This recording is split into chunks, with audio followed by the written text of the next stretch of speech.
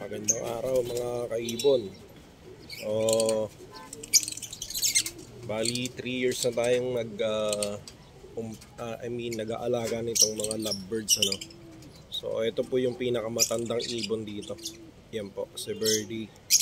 So, nung una handfeed siya tapos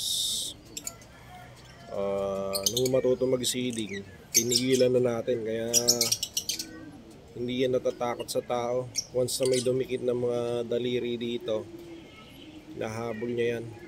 Ngayon wala lang siya sa mood. So bali in the past 3 years,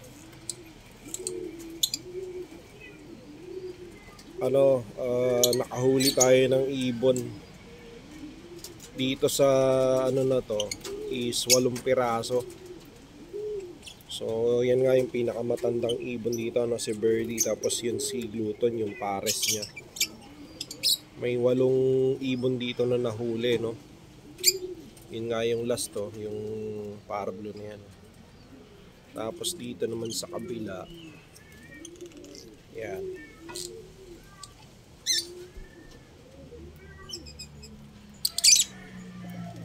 Yan dito sa kabila, bali 13. So bali 21 po yung nahuli natin dito sa loft natin. At syempre pag may mga lumalapit na ibon, madalas mga gutom, pinapakain po natin yan. At obligado po tayong hulihin dahil 5 to 7 days lang po ang itatagal nila sa laya, at pwede silang mamatay sa gutom.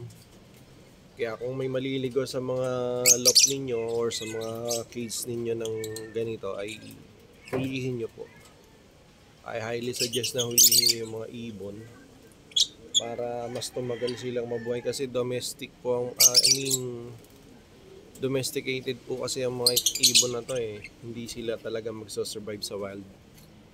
So ganun nga po, nag-alaga na tayo since lumalapit So inuhuli po natin yung mga ibon na iba rito. At pansin ko po mas malalakas yung mga ibon na galing sa wild once na naka-recover na sila. Napakaganda nilang alagaan. Kaya po mainam na mahuli ninyo sila. So isipin nyo, 21